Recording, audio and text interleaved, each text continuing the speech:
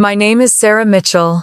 I'm 29 years old, and last Christmas Eve, my own mother called me poor right in front of the entire family. My dad sneered and said I was wasting my life. My cousin Derek laughed and offered me charity in the form of a $60,000 entry-level job, and for one horrible moment, I actually wondered if they were right. Maybe I was the failure they all thought I was. Maybe my choices had been completely wrong. But then my father's eyes locked onto something on my wrist. His voice started shaking, and he whispered words that would change everything. You see, what my family didn't know was that I'd been keeping the biggest secret of my life, and it was about to explode in ways none of us could have imagined. If you've ever been underestimated by the people who are supposed to love you most, if you've ever sat at a family dinner feeling like the outsider, or if you've ever wondered whether quiet success is more powerful than loud and wealth, then you need to hear what happened that Christmas night when a $3 million watch turned my family's world completely upside down. Let me take you back to where it began. I never thought I'd be standing at a funeral in November, staring down at a $3 million watch on my wrist and feeling like the poorest person in the room. Not because of money, but because David Chen, the man who taught me everything about real success, was gone. The memorial service at Trinity Church in Boston was packed with tech billionaires, venture capitalists, and Fortune 500 CEOs. Everyone wanted to pay their respects to the legend who'd built 4 unicorn companies and revolutionized how we think about artificial intelligence. But I wasn't there as some industry insider. I was there as the girl he'd taken under his wing 5 years ago, when I was nobody special and he was already everything. I touched the watch, gently remembering how he'd pressed it into my hands just 2 weeks earlier in his hospital room at Massachusetts General. His voice had been weak, but his eyes still held that spark of mischief I'd come to love. This piece traveled with me through 4 companies, 2 market crashes, 1 very public failure. Now it belongs with you. I'd protested, of course. David, I can't accept this. It's too much. He'd smiled that knowing smile of his. Sarah, you still don't understand, do you? The value isn't in the metal or the mechanism. It's in what it represents. Now, surrounded by all these powerful people who were sharing their David Chen success stories, I finally understood what he meant. This wasn't just a timepiece, it was a legacy.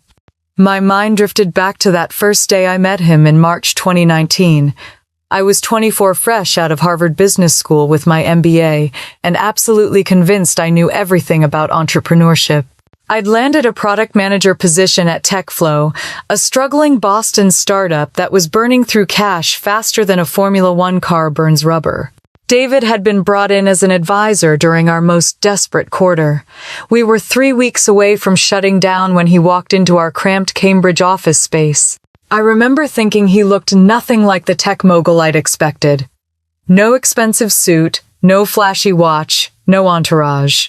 Just a 62-year-old man in a simple cashmere sweater and khakis carrying a worn leather messenger bag. He drove a 2015 Toyota Camry, a Camry. I'd seen the Forbes articles about his net worth somewhere north of $2 billion, and this man was driving a car my college roommate would have been embarrassed to own. But when he started speaking in that first strategy meeting, everyone in the room fell silent. David had this way of cutting through all the noise and getting straight to the heart of what mattered. While the rest of us were obsessing over features and functionality, he asked one simple question that changed everything. Who are you really trying to help, and why should they care? That question saved TechFlow. More importantly, it saved me from becoming just another MBA who confused activity with achievement. Over the next 8 months, as David helped us restructure and refocus, he became my mentor in ways I never expected.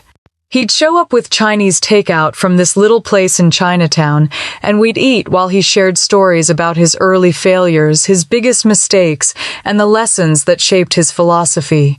Wealth whispers, poverty screams, he told me one evening as we watched the sunset from our office window. The most successful people rarely announce their victories. They're too busy creating the next one. It was David who taught me that true success isn't about the money you make or the recognition you receive. It's about the problems you solve and the lives you improve. He'd built his empire not by chasing valuations or media attention, but by quietly creating solutions that actually mattered to real people. When TechFlow was acquired by Google in February 2020 for $300 million, I used my share of the buyout to start my own company. David became my first investor, writing a check for $750,000 based on nothing more than a handshake and a 2-page business plan I'd scribbled on a napkin. Most people thought I was crazy to leave the security of a Google acquisition to start over. But David understood.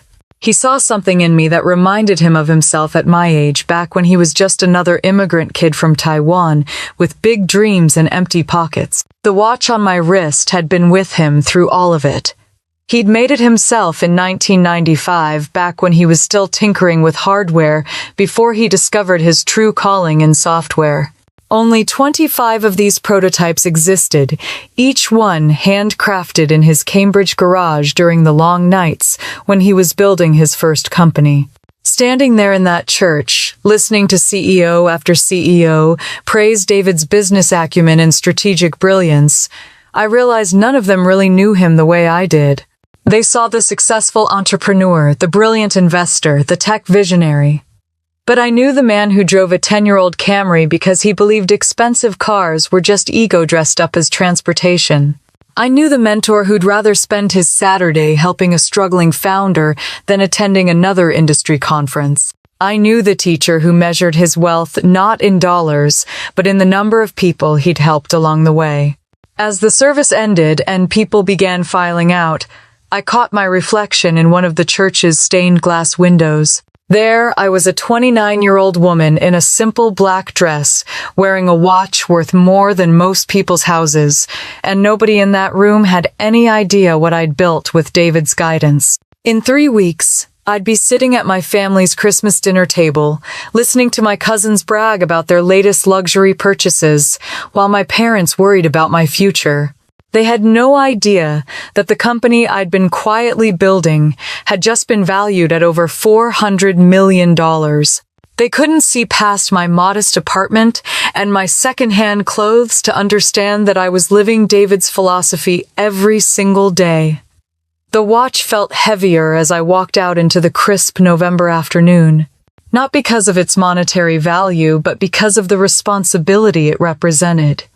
David had spent his life proving that true wealth whispers. Now it was my turn to carry that lesson forward, even if it meant letting my own family think I was the failure of the Mitchell clan. Little did I know that in just 5 weeks, this watch would change everything. But first, let me take you back to March 2020, when the world was falling apart, and I was crazy enough to think it was the perfect time to start a company. I remember sitting in David's car outside my tiny studio apartment in Tribeca, watching him write out a check for $750,000, like it was grocery money. The ink wasn't even dry on my separation agreement from TechFlow, and here I was about to become an entrepreneur in the middle of a global pandemic. "You sure about this timing, Sarah?" David asked, glancing up at the building where I lived in a space barely bigger than most people's walk-in closets. "The whole world's shutting down and you want to launch a startup."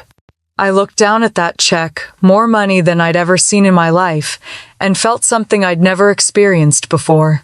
Pure, terrifying certainty. That's exactly why it's perfect timing. While everyone else is panicking, we'll be building solutions they don't even know they need yet. David smiled and handed me the check.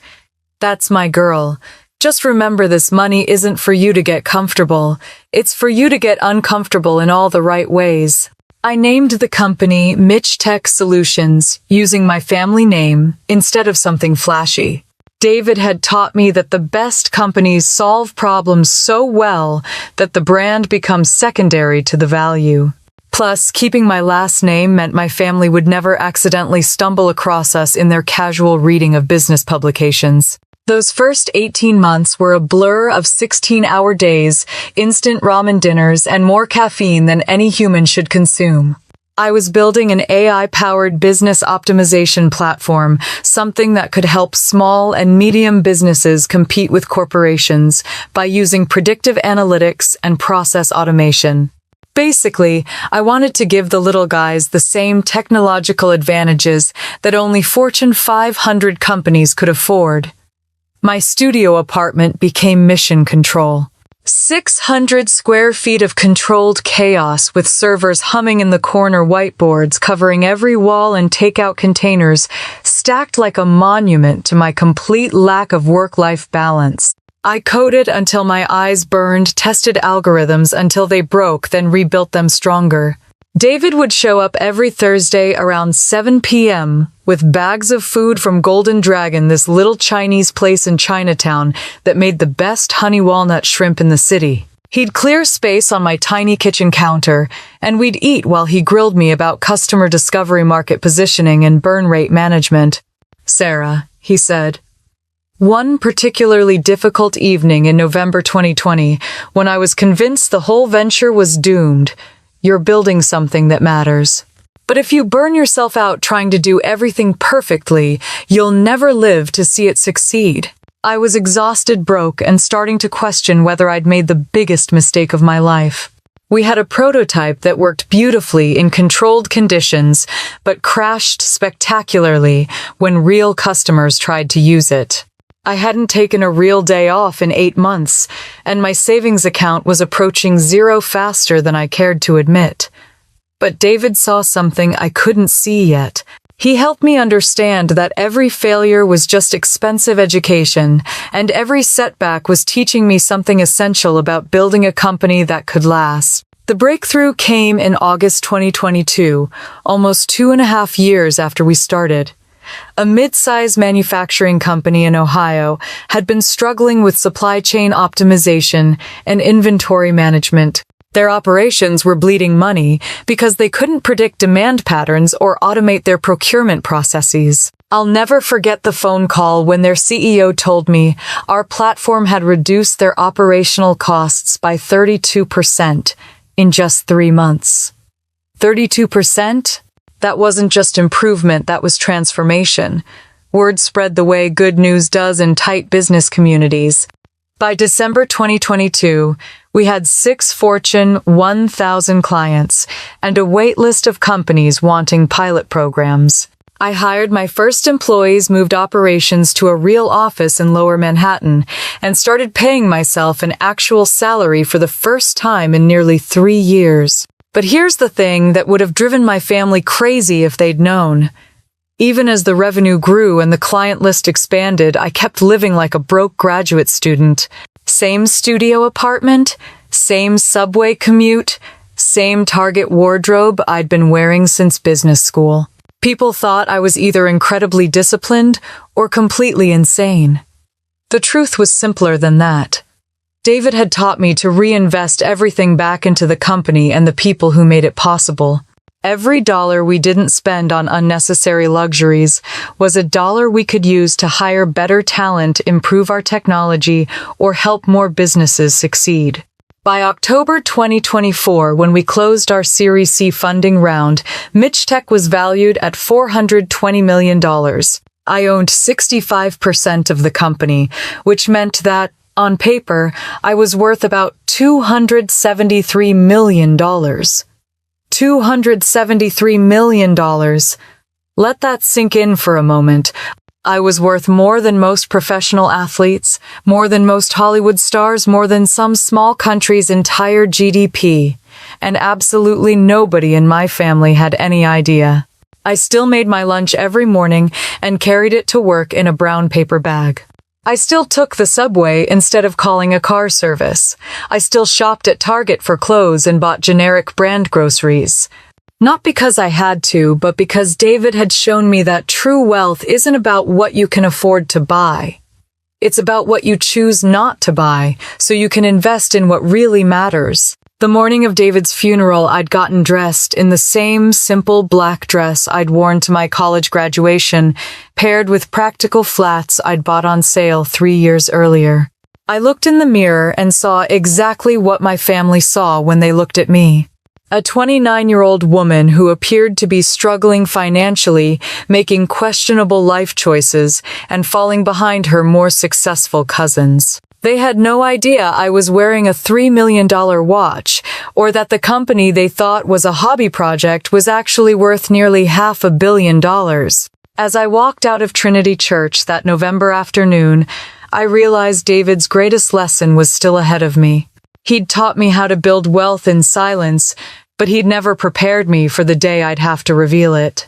Christmas was 5 weeks away, and I had no idea that this year's family dinner would test everything David had taught me about the difference between having money and understanding wealth. To understand why that Christmas dinner would become such a pivotal moment, you need to know about the Mitchell family dynamics that had been shaping my life since childhood. My father, Bob Mitchell, was 61 years old and the embodiment of the American dream. He'd started as a small-time contractor in the early 982nd swinging hammers and installing drywall to pay his way through night school. By the time I was born, he'd built Mitchell Properties into one of Westchester County's most successful real estate development companies worth just over $200 million. Dad was proud of what he'd accomplished, and rightfully so. He'd earned every dollar through long hours, smart decisions, and the kind of blue-collar work ethic that built this country. But success had changed him in ways I don't think he fully recognized. The man who used to drive a pickup truck to job sites now had a Mercedes S-Class in the garage and memberships to 3 different country clubs. My mother, Patty, came from an entirely different world. The Whitman family had been Westchester County royalty since before the Civil War. Old money, old names, old expectations about how proper people should behave. She'd married my father not because her family approved, but because she genuinely loved his ambition and character. Over the years, though, she'd become increasingly focused on maintaining the social status that came with Dad's success. Our house was a testament to their combined achievements. An 8,500-square-foot Georgian mansion with 15 rooms situated on 12 acres of perfectly manicured grounds. Mom had decorated it like something out of Architectural Digest, complete with original oil paintings, antique Persian rugs, and furniture that cost more than most people's cars. They'd been members of Westchester Country Club since 1995, the year Dad's company went public. I grew up attending charity galas, debutante balls, and the kind of social events where people measured each other's worth by their jewelry and vacation destinations. The pressure to live up to family expectations had been building my entire life, but it intensified after I graduated from Harvard. See, in the Mitchell family ecosystem, success looked very specific. You married well, preferably to someone from a good family with an established career. You worked in a respectable industry like finance law or real estate. You produced grandchildren at appropriate intervals. And above all, you maintained the family image. My uncle Rick, Dad's younger brother, embodied this philosophy perfectly. At 59, he was a wealth manager for high-net-worth clients. The kind of guy who could discuss tax strategies and investment portfolios over cocktails at the club. Rick had married well, lived well, and raised his children to follow the same path. His son Derek was the family's golden boy. 34 years old, Derek was a junior partner at Blackstone Partners, one of Manhattan's most prestigious investment firms. He drove a Porsche 911, Turbo wore a Rolex Daytona that cost more than most people's annual salary, and rented a penthouse on the Upper East Side that screamed success to anyone who visited. Derek represented everything my family considered the ideal young man. Ambitious, well-connected, financially successful, and completely conventional in all the right ways. At family gatherings, Uncle Rick would beam with pride as Derek discussed his latest deals, his bonus projections, and his plans to buy a house in the Hamptons. Then there was my cousin Jennifer, 27 years old, and the poster child for everything my mother thought I should aspire to become. Jennifer had married Marcus, a corporate lawyer at a white shoe firm, right after college. They owned a beautiful brownstone in Brooklyn Heights, drove matching BMW SUVs, and were already talking about starting a family. Jennifer had never worked a day in what most people would consider a real job. She'd done some consulting work for nonprofit organizations, more as a social activity than a career, but her primary occupation was being a successful wife. Mom held her up as the perfect example of a young woman who understood her priorities. And then there was me.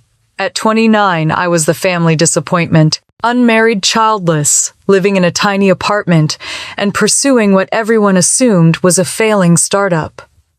I'd chosen to work in technology, an industry none of them really understood. I dated occasionally, but never anyone serious enough to bring home for the holidays. I wore clothes from Target instead of department stores, drove a car that was older than some of my employees, and showed no signs of settling down into the kind of life my family respected.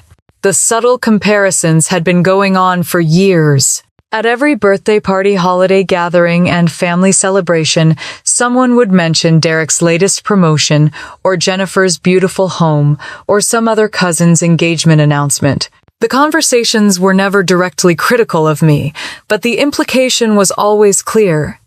Everyone else was succeeding according to family standards, and I was falling behind. Mom would ask pointed questions about my dating life, wondering when I was going to meet someone suitable. Dad would make comments about job security and the benefits of working for an established company instead of chasing entrepreneurial dreams. Uncle Rick would offer to introduce me to eligible young men from good families, men who had steady incomes and sensible career trajectories. The thing that hurt most was how they talked about my work. They'd ask about my little computer project with the kind of patronizing interest you'd show a child's hobby.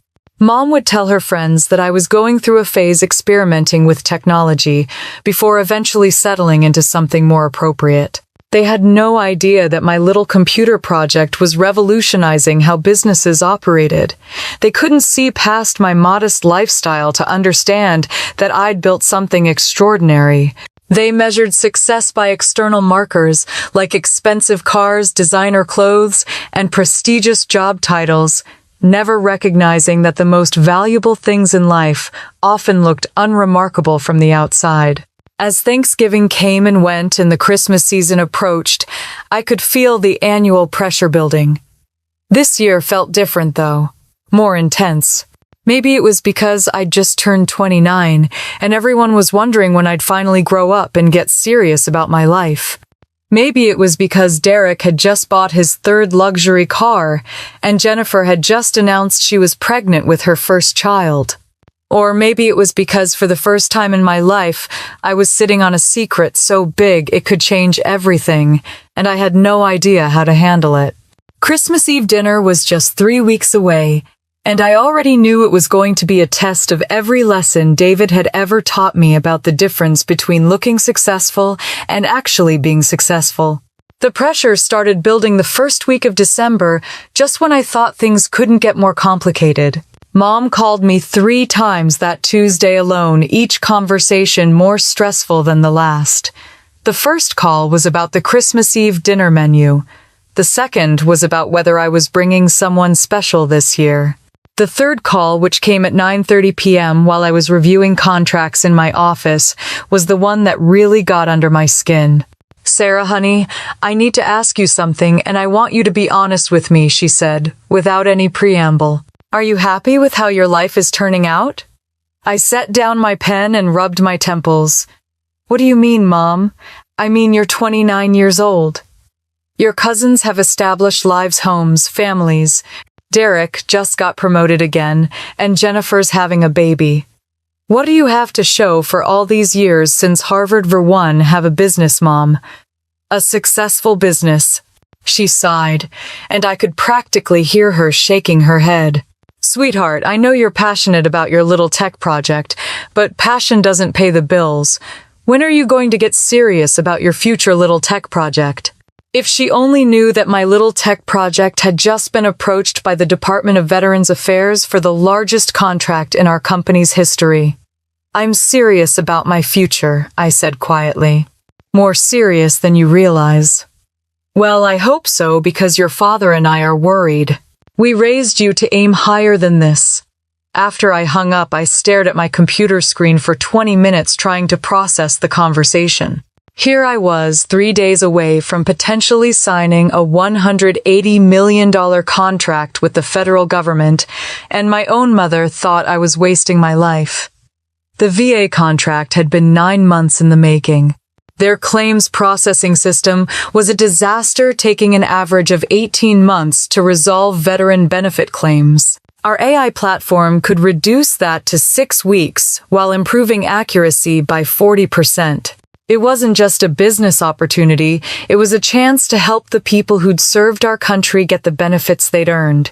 The negotiations had been intense. Government contracts always are. There were security clearances to obtain, compliance protocols to implement, and enough paperwork to fill a small warehouse. But if we landed this deal, it would establish MitchTech as a major player in the government contracting space and validate everything we'd built. The contract signing was scheduled for December 27th, 3 days after Christmas. I'd been working 18-hour days for weeks preparing presentations, coordinating with our legal team, and managing the technical specifications that would make or break the deal. But that wasn't the only pressure I was dealing with. TechCorp Incorporated, a billion-dollar technology conglomerate based in Silicon Valley, had been sniffing around our business for months.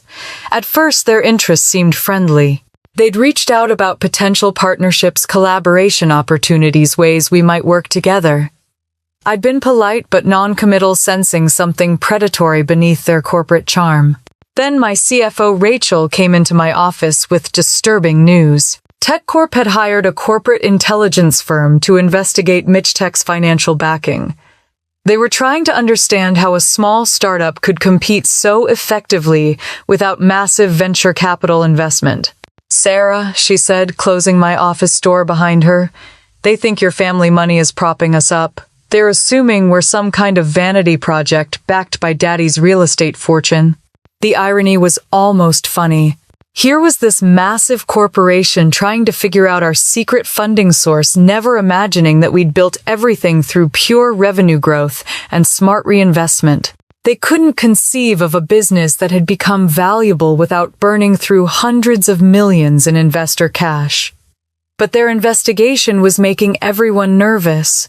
Our employees were getting LinkedIn messages from TechCorp recruiters. Our clients were receiving calls about switching to TechCorp's competing platform. This wasn't just business intelligence gathering, this was the beginning of a hostile takeover attempt. Rachel and I spent hours developing defensive strategies. We reviewed our contracts, strengthened our intellectual property protections, and prepared legal responses to what we expected would be increasingly aggressive tactics. The stress was overwhelming, and for the first time since David died, I really felt his absence. He would have known exactly how to handle TechCorp. He would have had strategies for managing family pressure while closing the VA deal. He would have reminded me that external validation was meaningless compared to the work itself. Instead, I was juggling conference calls with federal procurement officers while my mother left voicemails about my Christmas outfit choices. I was preparing for potential corporate warfare, while my family assumed I was struggling to keep a hobby business afloat. The worst part was the loneliness. I couldn't share my victories with anyone who mattered to me. When we received preliminary approval for the VA contract, I wanted to call my parents and tell them their daughter had just landed the biggest government technology deal of the year. Instead, I sat in my office alone, looking at David's watch and wishing he was there to celebrate with me. My assistant knocked on the door, interrupting my thoughts. "Sarah, your mother's online too. She says it's urgent about Christmas dinner."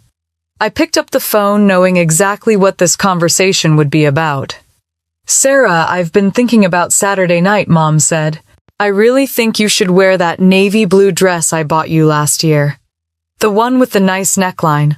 And maybe do something different with your hair.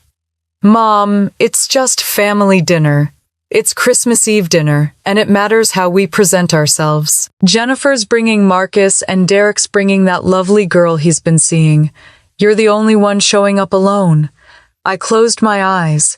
I'm focused on other priorities right now. That's exactly the problem, she said. You're so focused on that business of yours that you're missing out on what really matters. Life, Sarah. A real life with a future. After we hung up, I realized I had a choice to make. I could keep pretending that my business was just a small project, keep living like I was barely scraping by, keep letting my family think I was the disappointment of the Mitchell clan. Or I could find a way to show them the truth, without betraying everything David had taught me about quiet success. The watch on my wrist caught the light from my desk lamp, and I remembered David's words about wealth, whispering while poverty screams. In 20 days, I'd be sitting at that Christmas dinner table, surrounded by family members who measured success by external appearances. They had no idea that the quiet girl in Target clothes was about to become one of the youngest women ever to secure a 9-figure government contract. The question was whether I was ready to let them find out. That question became more complicated on the 10th of December when Edward Thornton called. Edward had been the Mitchell family lawyer for over 30 years, handling everything from business contracts to estate planning with the kind of old-school discretion that wealthy families valued. When his secretary called to schedule a meeting about Grandfather William's will, I assumed it was just a formality. Grandfather had passed away on the 20th of November, just 5 days after David's funeral. William Mitchell had been 91 years old, sharp as a tack until the very end, and worth approximately $50 million according to the whispered estimates that circulated through family conversations. The meeting was scheduled for the 15th of December, but Derek couldn't wait that long to start planning his windfall. I overheard him talking to Uncle Rick at Jennifer's baby shower the weekend, before their voices carrying across the country club dining room, where the family had gathered to celebrate the upcoming addition to our clan. I'm thinking Central Park West, Derek was saying, scrolling through real estate listings on his phone. Something with park views, maybe a duplex. Grandfather always said the family money should be invested in Manhattan real estate. Rick nodded approvingly. Smart thinking, son. William was always practical about wealth preservation. I'm sure he structured the inheritance to reward the family members who've proven themselves financially responsible. Derek grinned. 20 years of building my career, making the right connections, showing him I understand how money works. It's finally going to pay off. I sat at the nearby table picking at my salad and trying not to roll my eyes. Derek had been counting grandfather's money since college, assuming that his prestigious job and expensive lifestyle made him the obvious choice to inherit the family wealth. What Derek didn't know, what none of them knew, was that Grandfather William had been quietly following my career for years. I discovered this by accident when I was helping Mom clean out his study after the funeral. Tucked inside his mahogany desk were folders containing newspaper clippings, magazine articles, and printed internet stories about Mitch Tech Solutions. Articles from the Wall Street Journal about emerging AI companies. A Bloomberg piece about women entrepreneurs changing the tech landscape. Even a TechCrunch article that mentioned our platform's impact on small business efficiency. Every article that mentioned me or my company had been carefully cut out and saved with handwritten notes in Grandfather's precise script. Impressed by her approach, he'd written next to one story. Building rather than inheriting, he'd noted beside another. The most surprising discovery was a letter he'd apparently started writing, but never finished, dated just 2 weeks before his death. Dear Sarah, it began. I've been watching your progress with great admiration. You remind me of myself at your age, when I was determined to build something meaningful rather than simply inherit what others had created. Your approach to business and life shows wisdom beyond your years. The letter ended there unfinished, but it revealed something I'd never suspected. Grandfather had been proud of me even when the rest of the family saw my choices as disappointing. But family inheritance drama wasn't the only legal complication threatening to derail my carefully balanced life. 3 days after Edward Thornton's call, I received a certified letter that made my blood run cold. David's estranged nephew, Tommy Chen, was suing the Chen Foundation for $30 million. Tommy claimed that I had manipulated David during his final months, exploiting his illness to gain control of foundation assets that should have gone to family members. According to the lawsuit, I had unduly influenced David's charitable giving decisions and fraudulently positioned myself as his primary beneficiary.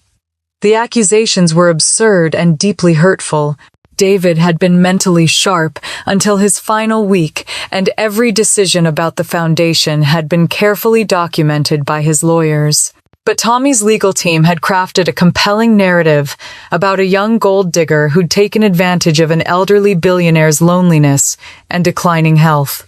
My corporate attorney, Jennifer Walsh, called an emergency meeting to discuss the implications. "Sarah," she said, spreading the legal documents across her conference table, "this lawsuit is clearly frivolous, but it's also potentially dangerous. Tommy's team is hoping to force a settlement rather than go to trial." "How much are they hoping for?" I asked. Jennifer pointed to a paragraph in the filing. $30 million plus control of the foundation's educational initiatives. Basically, they want to gut everything David built and turn it into a family slush fund. The educational programs were David's pride and joy. The foundation provided scholarships, mentorship, and technology access to underprivileged students across the country. It was his way of giving other young people the opportunities he'd fought to create for himself. "What do you recommend?" I asked, though I already knew my answer. "Honestly, settle. Pay them 10 or 15 million and make this go away. A prolonged legal battle could damage your reputation right when your company is gaining momentum. The government contract alone could be worth hundreds of millions over time. Don't risk that for principle." I looked down at David's watch, remembering his stories about the early days when everyone told him to compromise, to take the easy path to avoid fights that might damage his reputation. "No," I said quietly. "We fight this." David built that foundation to help kids who remind him of himself. I'm not going to let his nephew turn it into a family trust fund.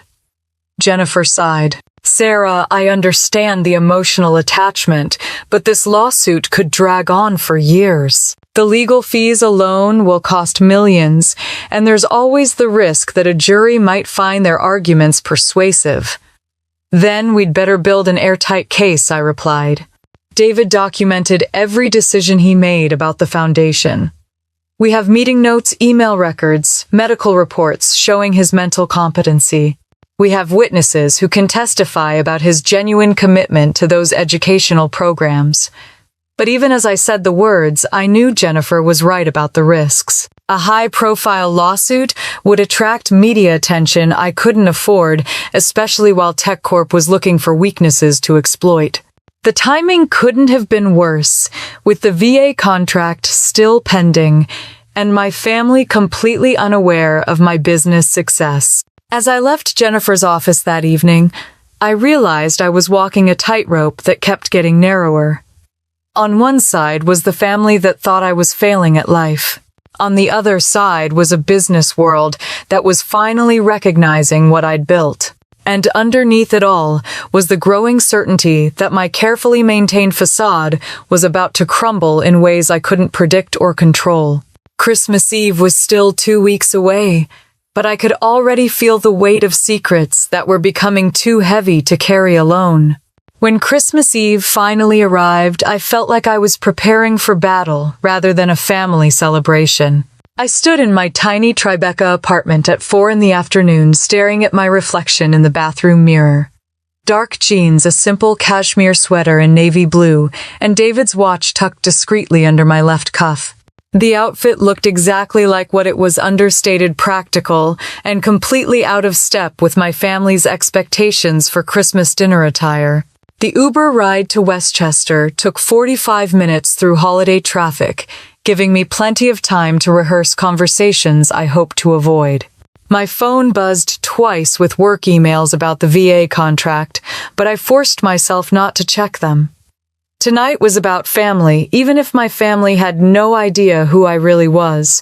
The Mitchell estate looked like something out of a holiday movie. Professional decorators had transformed the already impressive Georgian mansion into a winter wonderland complete with thousands of white lights, outlining every window and doorframe. The circular driveway was lined with luminarias, and a massive wreath hung on the front door adorned with gold ribbon and real pine boughs. I paid the Uber driver and grabbed my small bag of gifts, all wrapped in simple brown paper and tied with twine. Nothing fancy, nothing expensive looking, just thoughtful presents I'd chosen carefully for each family member. Michael Santos answered the door before I could ring the bell. Michael had been our family's butler and general household manager for over 20 years, a kind man in his mid-60s who somehow managed to be both professional and genuinely warm. "Miss Sarah," he said with a smile, taking my coat. "So good to see you. Your family's in the main drawing room." "Thanks, Michael. How's your grandson doing at Fordham?" Michael's face lit up. "He's doing wonderfully, thank you for asking. Dean's List again this semester. He still talks about the advice you gave him about his computer science classes."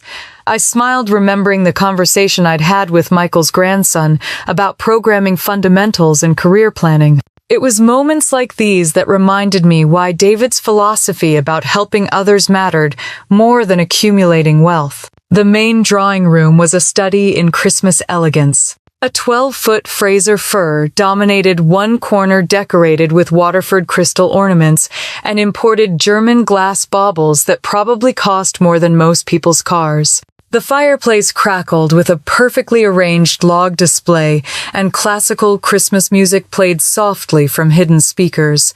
My family was assembled in their usual formation. Dad stood near the fireplace, scotch in hand, deep in conversation with Uncle Rick.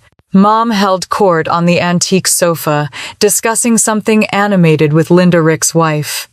Derek lounged in a leather chair, and Jennifer sat nearby with her husband Marcus, her hand resting protectively on her barely visible baby bump. "Sarah, darling," Mom called out as I entered the room. "There you are." She stood to give me the obligatory air kiss, and I could see her eyes quickly scanning my outfit with barely concealed disapproval. "Sarah, we discussed appropriate attire for Christmas dinner," she said quietly, her smile not quite reaching her eyes. "This is appropriate, Mom. It's just family." Derek looked up from his phone and grinned. "Still shopping secondhand, cousin? That sweater looks familiar. Didn't you wear it to Easter dinner?" I felt heat rise in my cheeks but kept my voice calm. "It's cashmere, Derek. Some things are worth keeping." "Oh, I'm sure it is," he said, standing to show off his wrist. "Speaking of quality, check out my Christmas bonus gift to myself. New Breitling Navitimer, limited edition, $28,000. But when you close a $2.8 million year like I just did, you celebrate appropriately." The watch was flashy and oversized, exactly the kind of statement piece Derek loved. He made sure everyone in the room got a good look at it, turning his wrist to catch the light. Jennifer chimed in from her spot on the couch. "Marcus got me this for Christmas," she said, displaying a tennis bracelet that sparkled with what had to be 5 carats of diamonds. "Cartier. We're celebrating his promotion to partner and the baby news." "Congratulations," I said genuinely. "That's wonderful about the partnership." "Thanks," Marcus replied. "It's been a good year. We're actually looking at houses in the Hamptons now. Jennifer wants something with ocean views for when the baby comes." The conversation continued in this vein for the next hour. Derek dominated with stories about his year-end bonus, his latest client acquisitions, and his plans to buy a weekend house in Martha's Vineyard. Jennifer and Marcus discussed private schools they were considering for their unborn child and vacation homes they were touring. Dad praised Derek's professional achievements, noting how proud Uncle Rick must be to have raised such a successful son. He made pointed comments about the importance of building wealth while you're young and establishing yourself in a respectable career. "And what about you?" Sarah Dad asked during a lull in the conversation. "Any progress updates on your business venture?" The way he said business venture made it sound like a hobby I'd eventually outgrow. "Things are going well," I replied carefully. "We're expanding our client base and developing new applications for our platform." "That's nice, honey," Mom said in the tone people use when they're humoring a child. "Maybe next year you'll be ready to consider something more stable." Derek laughed. "Uncle Bob, you're being too diplomatic. Sarah's little startup is admirable, but let's be realistic about market conditions. Tech companies are dropping like flies right now. Maybe it's time to consider my offer about an entry-level position at the firm." I felt David's watch against my wrist, hidden beneath the cashmere cuff, and remembered his words about wealth, whispering while poverty screams. Looking around this room filled with people displaying their success like peacocks showing their feathers, I understood exactly what he meant. The irony was almost overwhelming. Here, I sat wearing a $3 million watch and owning a company worth more than everyone else's assets combined, while they pitied me for my modest lifestyle and assumed I was struggling financially. Michael appeared in the doorway to announce dinner, and I stood with the rest of the family knowing that the hardest part of the evening was still ahead of me. As we filed into the formal dining room, I had no idea that this Christmas Eve would be the night everything changed. But before we could sit down for dinner, Derek's phone rang with a call that visibly rattled him. He stepped into the hallway to take it, and I could hear fragments of his conversation through the doorway. "SEC preliminary inquiry," he was saying in a low, tense voice. "No, I understand the seriousness. Yes, we'll cooperate fully." When he returned to the drawing room, Derek's confident demeanor had cracked slightly. His face was pale, and he kept checking his phone obsessively. Uncle Rick noticed immediately. "Everything all right, son?" Rick asked. "Just work stuff," Derek replied, forcing a smile. "You know how it is during year-end. Everyone's trying to wrap up loose ends before the holidays." But I could see the tension in Derek's shoulders, the way he kept touching his expensive watch like a nervous habit. Whatever that phone call had been about, it wasn't routine year-end business. As Michael prepared to escort us to the dining room, Mom caught my arm and pulled me aside into the hallway. "Sarah, I need to address something difficult," she said, her voice low but firm.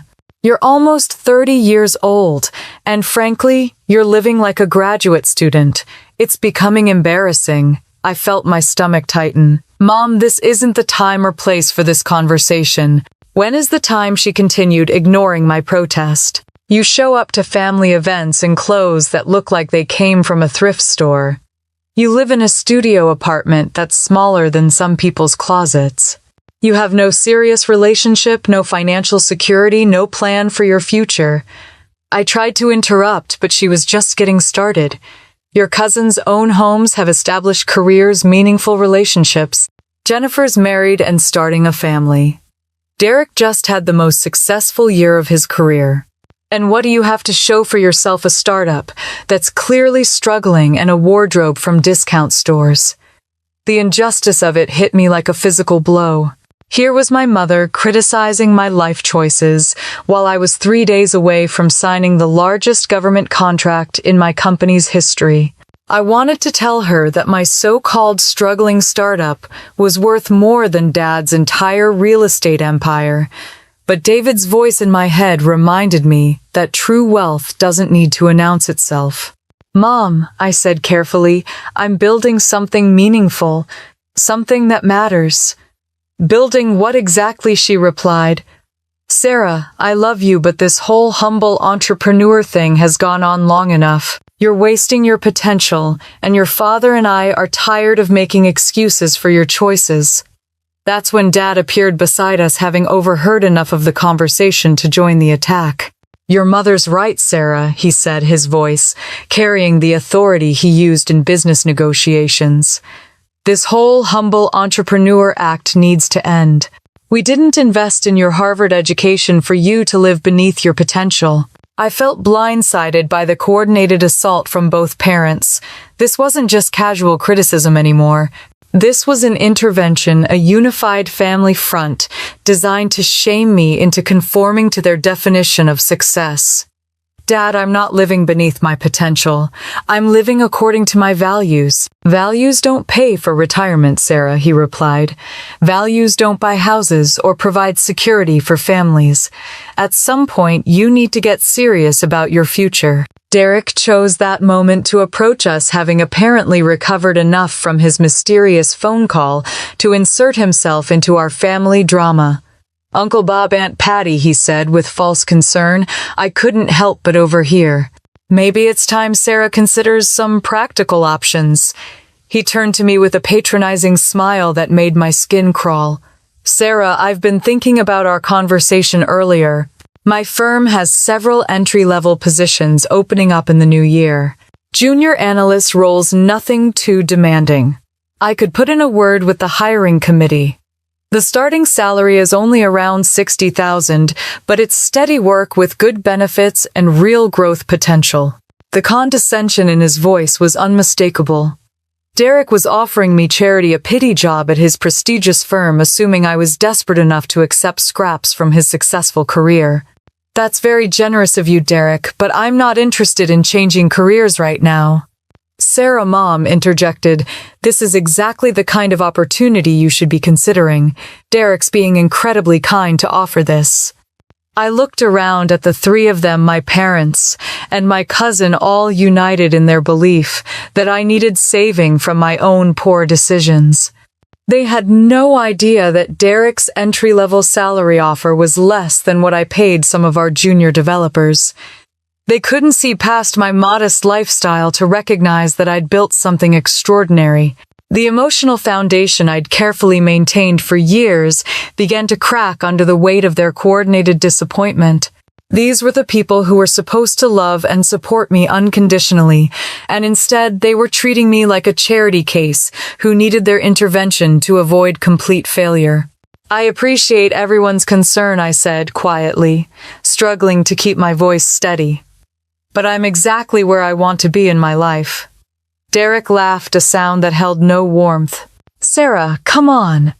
You're living paycheck to paycheck in a studio apartment wearing the same clothes you bought in college. Nobody wants to be where you are.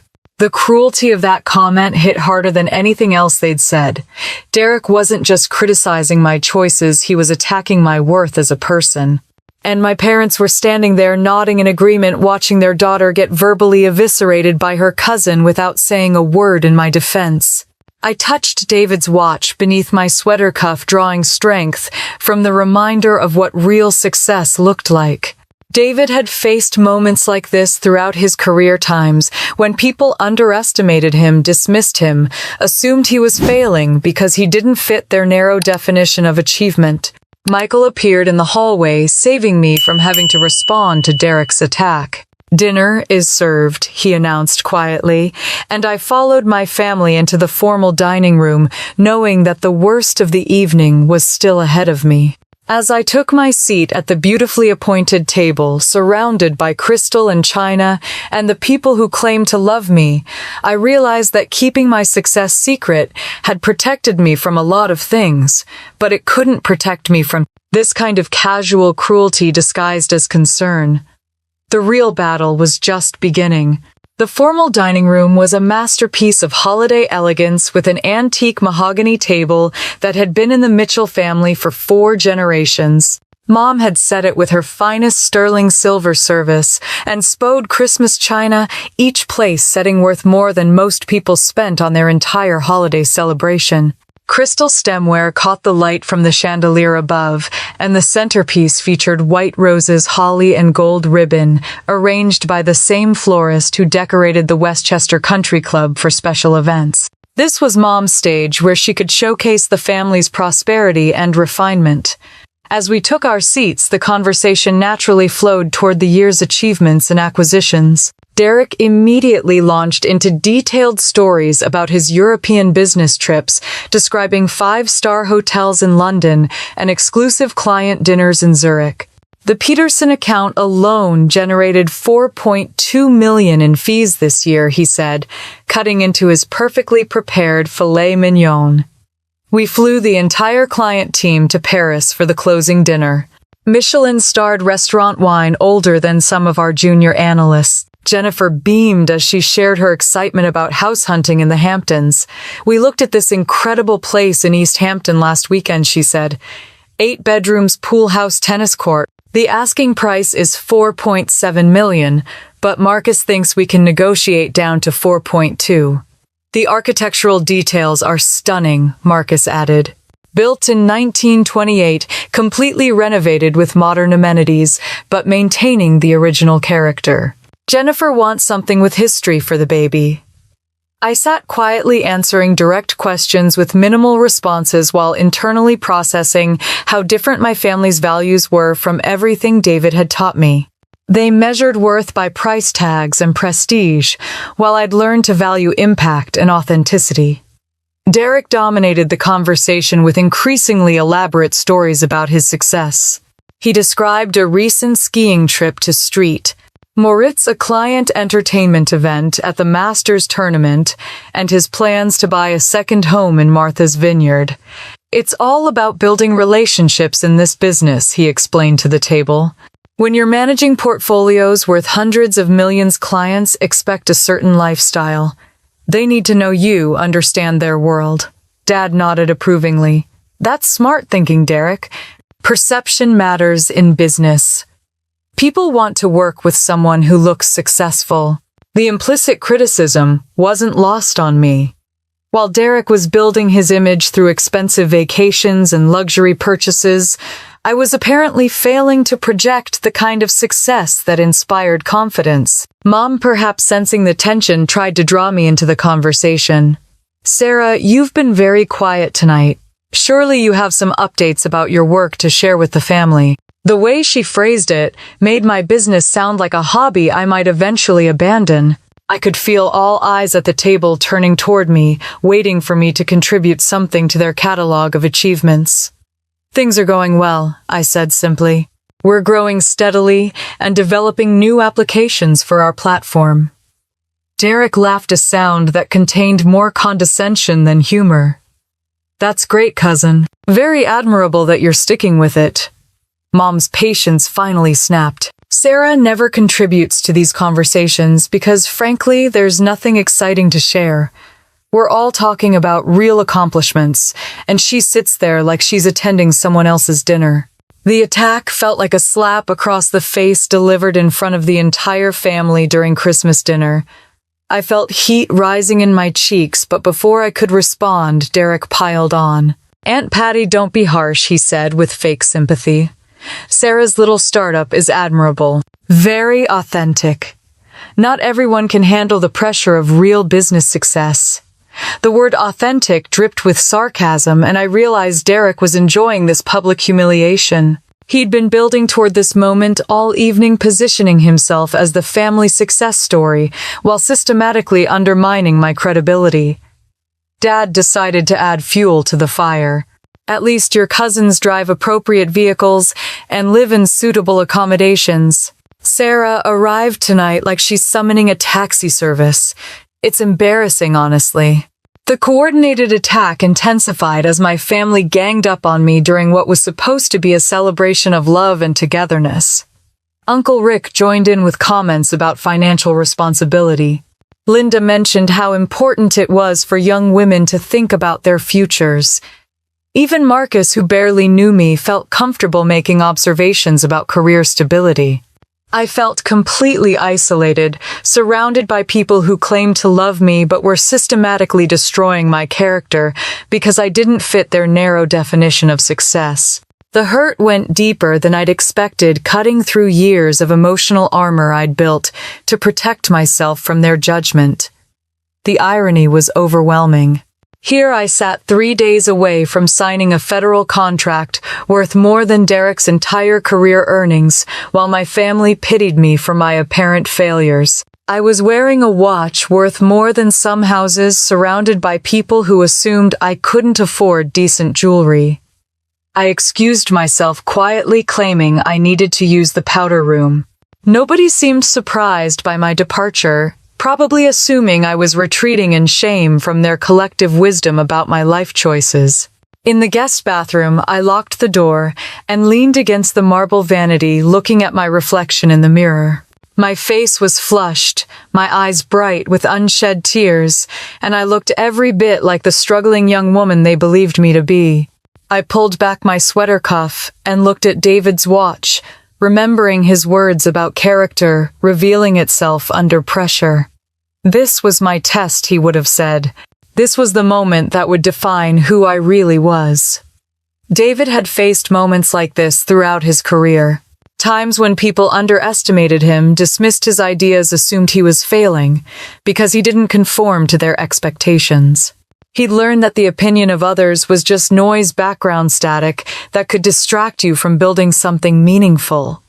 I took 3 deep breaths, straightened my shoulders, and prepared to return to the table. I wouldn't defend myself or argue with their assessments. I would simply endure the rest of dinner with the dignity David had taught me, knowing that true wealth had nothing to do with their approval. But as I opened the bathroom door and headed back toward the dining room, I had no idea that the evening was about to take a turn that would change everything. When I returned to the table, I forced myself to maintain the composed demeanor I'd practiced in the mirror. The conversation had moved on to investment strategies, with Uncle Rick explaining portfolio diversification to Marcus, while Derek nodded along like the expert he believed himself to be. I slipped back into my seat, quietly hoping to finish dinner without further incident. But Derek, apparently emboldened by the family's earlier support of his attacks on my character, wasn't finished with me yet. "You know, Uncle Bob," he said with a grin that made my stomach clench. "Remember when you offered Sarah a position after Harvard talk about dodging a bullet there?" Dad looked up from his wine glass, curious where this was heading. Derek continued, his voice gaining confidence. "I mean, imagine having someone who takes public transportation representing Mitchell Properties to high-end clients. Can you picture Sarah showing up to a multi-million-dollar real estate closing in an Uber?" The room erupted in cruel laughter. Uncle Rick nearly choked on his scotch. Jennifer giggled behind her hand. Even Linda, who'd been relatively quiet all evening, smiled at the image Derek had painted. I felt the familiar sting of their mockery, but this time, something inside me had shifted during those few minutes alone in the bathroom. David's teachings about dignity under pressure had taken root, and I found myself strangely calm in the face of their cruelty. I reached for my water glass with steady hands, taking a small sip while Derek basked in the appreciation of his audience. The movement caused my sweater cuff to slide back slightly, exposing just a glimpse of David's watch. It was such a small thing, barely visible for more than a second. But Dad's eyes happened to be looking in my direction when it happened, and I watched his expression change in real time. His casual smile faded, his eyes focused intently on my wrist. The fork in his hand seemed to freeze halfway to his mouth. "Sarah," he said, his voice suddenly quiet. "What is that on your wrist?" The laughter around the table died instantly. Everyone turned to look at me, then at Dad, trying to understand what had caused such a dramatic shift in his demeanor. I glanced down at my wrist where David's watch had slipped back under my cuff. It's just a watch David gave me before he passed away." Derek, still riding high on his moment of family approval, scoffed dismissively. "Probably some sentimental piece from her mentor's garage sale. You know how these startup guys are, Uncle Bob. All image, no substance." But Dad wasn't listening to Derek anymore. He set down his fork carefully, the small clink of silver against china, unnaturally loud in the sudden silence. "No," he said firmly, his voice carrying an authority that made Derek's smirk falter. "Derek, be quiet." Dad stood up slowly, his chair scraping against the hardwood floor. "Sarah, may I see that watch?" The intensity in his voice made everyone at the table sit up straighter. Mom looked confused, Uncle Rick frowned, and Derek's confident expression began to crack. I hesitated for a moment, then pushed back my sweater cuff to reveal David's watch fully. The intricate craftsmanship caught the light from the chandelier, and I heard someone draw in a sharp breath. Dad moved around the table toward me, his eyes never leaving my wrist. When he reached my chair, he leaned down to examine the watch more closely, and I watched the color drain from his face. "Sarah," he whispered, his voice shaking now. "That's not just any watch." The room was completely silent, except for the soft ticking of the grandfather clock in the corner. Everyone was staring at Dad, who looked like he'd seen a ghost. "This is a David Chen original," he said, his voice growing stronger with recognition. "First-generation prototype. I saw one at a Silicon Valley conference 3 years ago." Derek's scoff died in his throat. "What do you mean original, Dad?" Straightened up his eyes, moving from the watch to my face, with an expression I'd never seen before. "Sarah, there were only 25 of these ever made. David Chen crafted them himself in the 1,990 seconds before he became famous for his software companies." The silence stretched on thick with tension and confusion. I could see Derek's mind working, trying to process this information and fit it into his worldview where I was the family failure. Dad's hands were trembling slightly as he spoke again. "The collector at that conference told me his piece was worth over $3 million. He said Chen only gave them to people who mattered to him personally. $3 million. The words hung in the air like a physical presence. I heard Mom gasp. Uncle Rick's scotch glass slipped in his hand. Jennifer's mouth fell open. Derek was staring at my wrist, like it might contain the secrets of the universe. His earlier confidence completely evaporated. "How, Dad?" asked quietly. "How did David Chen come to give you something so valuable?" I looked around the table at my family's shocked faces, realizing that this was the moment David had prepared me for without either of us knowing it. This was when everything would change, when the careful facade I'd maintained for years would finally crumble. The watch felt warm against my skin as I prepared to answer the question that would reshape everything they thought they knew about me. Dad leaned closer, his hands still trembling, as he examined the intricate details of David's watch. The custom movement was visible through the transparent case back, and I could see him noting the hand-engraved elements that marked it as genuine. "This is absolutely authentic," he said, his voice filled with awe. "Look at the custom movement, the hand-engraved case, even Chen's signature microscopic marking right here on the inner rim." He pointed to a spot so small, I'd never noticed it myself, but his trained eye had found it immediately. Dad had always been fascinated by fine craftsmanship, whether in real estate construction or luxury items. "Sarah," he said, straightening up and looking directly into my eyes, "these timepieces are worth over $3 million. How did David Chen come to give you something so valuable?" The question hung in the air while my family stared at me with expressions ranging from confusion to disbelief.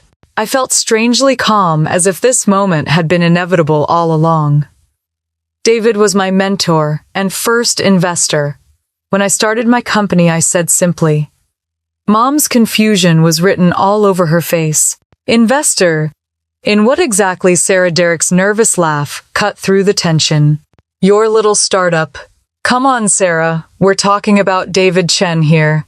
The David Chen. He wouldn't waste time on some college project." I measured my words carefully, knowing that what I was about to say would change everything. Mitch Tech Solutions. We develop AI-powered business optimization platforms for companies that want to compete more effectively in their markets. Derek's laugh grew more strained. "Sarah, even if that's true, Chen was worth billions. He didn't invest in tiny startups run by one person out of studio apartments."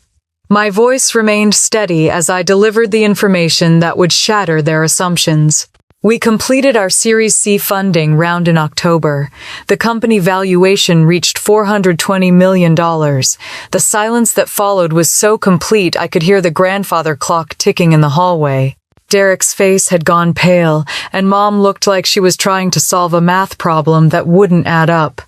Dad's eyes widened as he processed the number. $420 million, I nodded. I maintain 65% ownership, which means my stake is worth approximately $273 million on paper.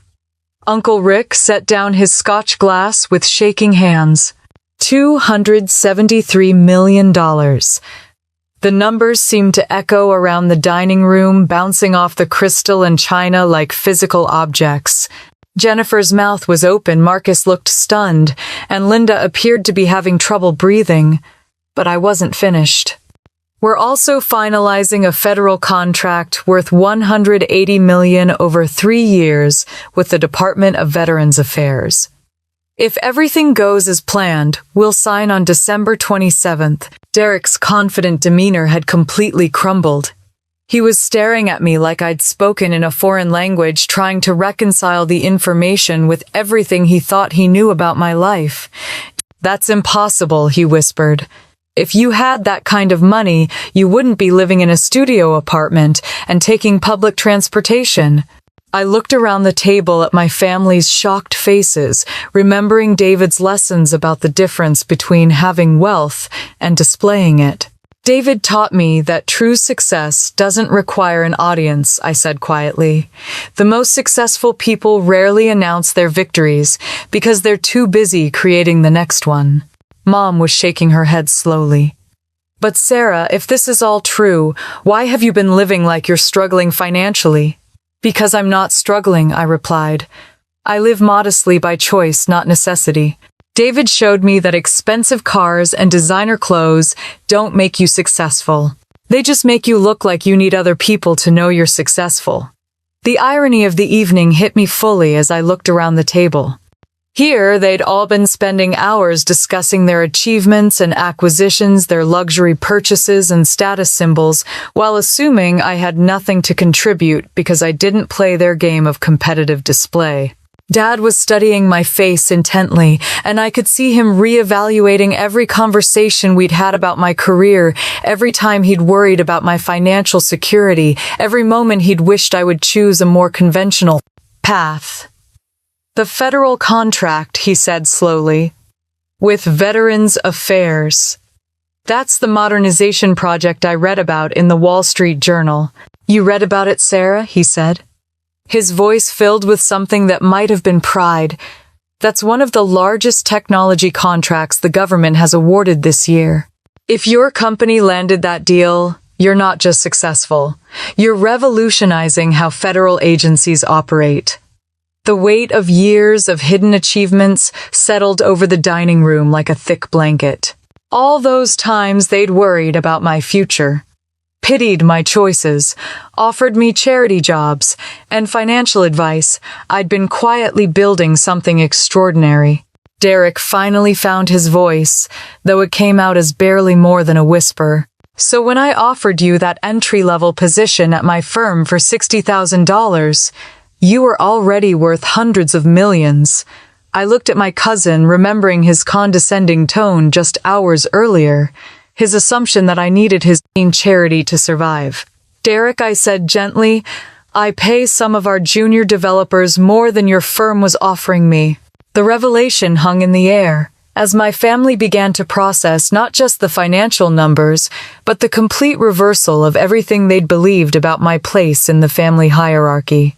And in that moment of stunned silence, I realized that the hardest part wasn't over yet.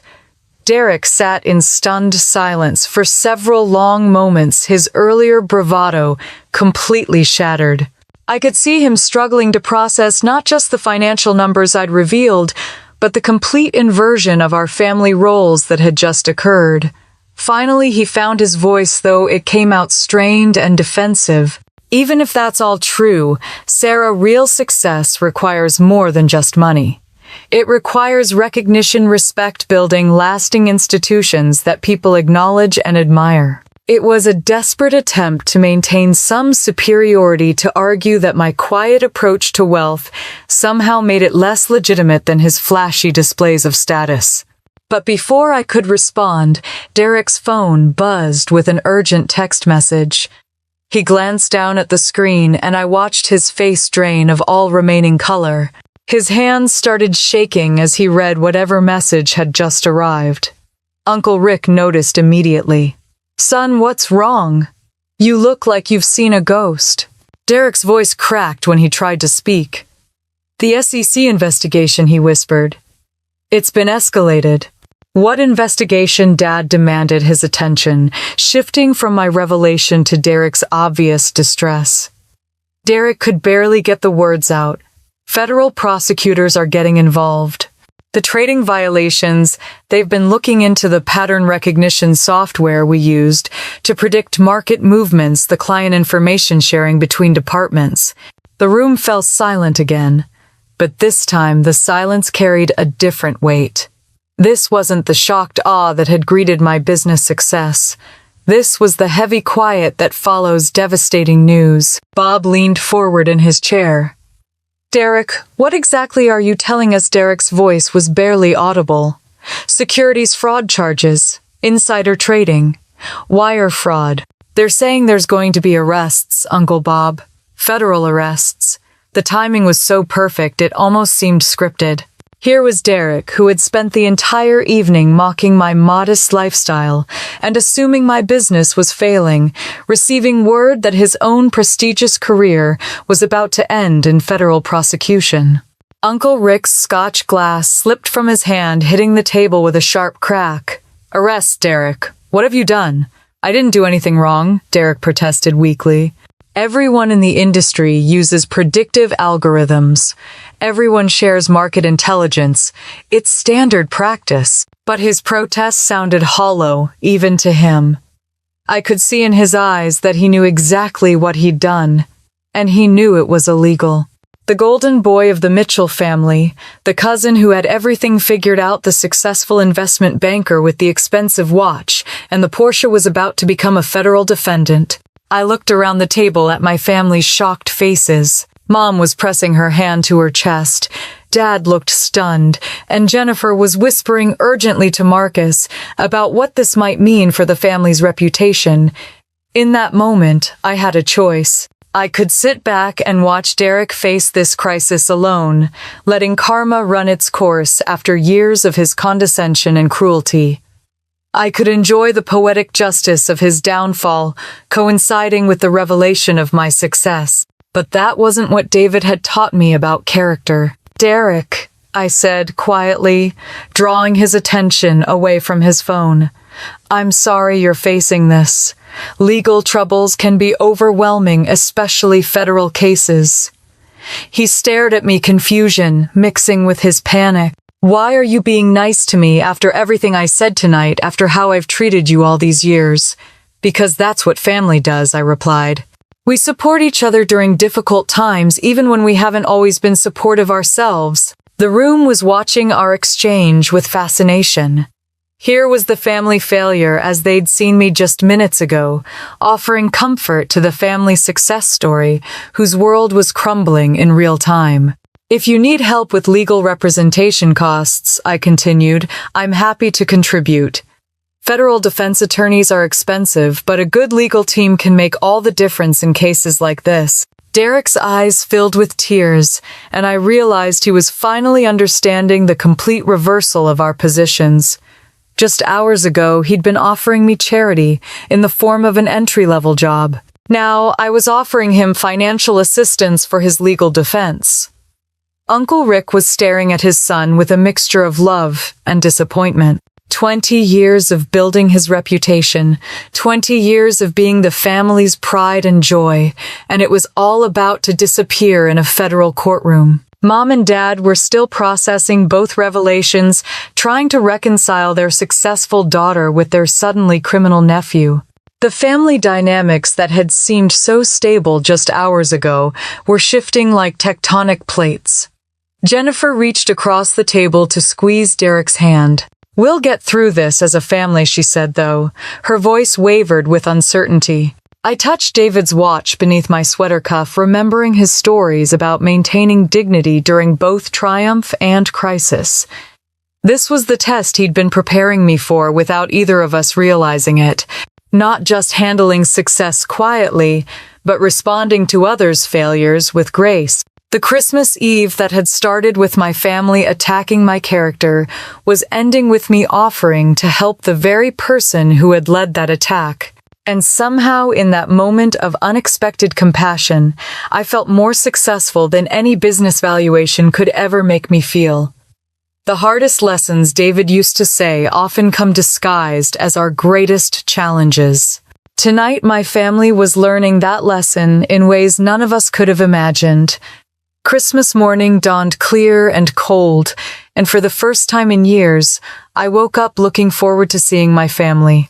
The events of Christmas Eve had left everyone emotionally drained, but there was something different in the air when I arrived at the house around 10 a.m. The tension that usually characterized our family gatherings had been replaced by something I'd never experienced before: genuine authenticity. Mom met me at the door, and instead of her usual critical once-over of my outfit, she pulled me into a tight embrace that lasted nearly a full minute. "Sweetheart," she said when she finally let me go, "I owe you the deepest apology. Your father and I have been terrible parents, judging you by all the wrong measures." Her eyes were red-rimmed, and I could tell she'd been crying. The perfect composure she usually maintained during family events was gone, replaced by raw honesty that I'd never seen from her before. Dad appeared beside her, looking older than I remembered, but somehow more genuine. "Sarah, I spent my entire career building something meaningful from nothing, and I should have recognized you were doing the same thing. Instead, I let appearances cloud my judgment." We sat in the living room where yesterday's Christmas tree now seemed less like a display of wealth and more like a symbol of family traditions. The conversation that followed revealed something that stunned me more than any business success ever could. "Your mentor, David Chen, Dad," said quietly, "saved our company 29 years ago." I stared at him, confused. "What do you mean?" "In 1995, Mitchell Properties was facing bankruptcy. We'd overextended on a development project, interest rates spiked, and our financing fell through. We were 3 days away from losing everything when an anonymous investor provided bridge financing that kept us afloat." Mom nodded, taking up the story. "We never knew who it was. The transaction went through a law firm in Boston, and they wouldn't reveal the investor's identity. That money saved our business and our family's future." Dad's voice was thick with emotion. "I found out yesterday after you left. I called my old attorney, and after all these years, he finally told me the truth. The anonymous investor was David Chen." The poetic justice of it hit me like a physical force. David had quietly saved my family's business nearly 3 decades ago, never seeking recognition or gratitude. Years later, he'd mentored their daughter, teaching her the same philosophy of quiet generosity that had once rescued them from financial ruin. Derek appeared in the doorway, looking haggard but somehow more human than I'd ever seen him. He'd aged 10 years overnight, but there was something in his expression that suggested the beginning of wisdom. "Sarah," he said quietly, "I've been arrogant my entire life. I don't deserve your help, but if your offer last night was genuine, I could really use that support." I stood up and walked over to him. "Family supports family, Derek. That's what David taught me about real wealth. It's not about what you can buy for yourself, it's about what you can do for others." Over the next few hours, as we sat around the kitchen table drinking coffee and talking like we never had before, I made an announcement that felt like the natural conclusion to everything David had taught me. "I'm establishing the Chen Mitchell Foundation," I said. "It'll combine our family's legacy with David's educational philosophy.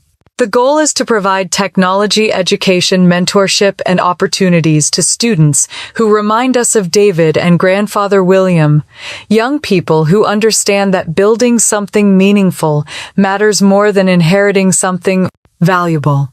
Dad's eyes lit up with genuine pride.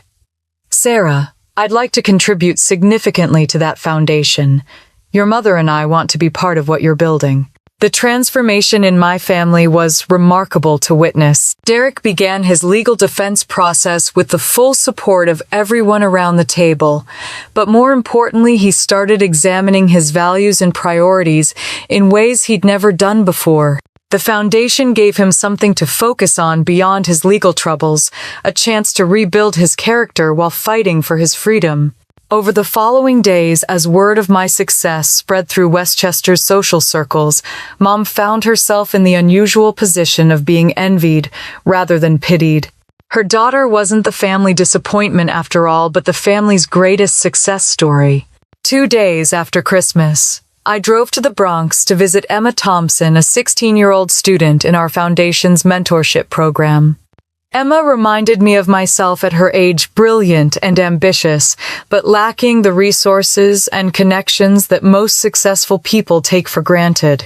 As I watched her work on a coding project that could revolutionize how local food banks distribute resources, I thought about David's watch on my wrist and the responsibility it represented. This was how wealth should whisper through the opportunities we create for others, through the problems we solve quietly and without fanfare. On the 27th of December, Edward Thornton called the family together for the reading of Grandfather William's will. The document contained surprises that would have shocked us a week earlier, but now felt like the natural completion of a cycle that had been decades in the making. The majority of Grandfather's $50 million estate went to me, along with a personal note written in his careful handwriting to my granddaughter, who understands that true wealth builds others up rather than displaying itself. Use this wisely, as I know you will. Derek received a smaller but still substantial inheritance, along with Grandfather's note to Derek, who I hope will learn from his mistakes and discover that real success comes from character, not recognition. As I sit here now, 6 months later, watching our foundation students graduate from their first technology program, I think about that Christmas Eve dinner and how completely it changed my family's understanding of success. David's watch still sits on my wrist, but it no longer feels like a secret I'm keeping. It feels like a promise I'm honored to fulfill. If you've ever been underestimated by your family or felt like the outsider at your own dinner table, I'd love to hear your story in the comments below. Sometimes the people who seem to be falling behind are actually building something extraordinary that others can't see yet. Share this video if you know someone who needs to hear that real wealth whispers while fake wealth screams, and subscribe for more stories about the quiet victories that matter most. Because in the end, the most successful people aren't the ones making the most noise. They're the ones making the most difference.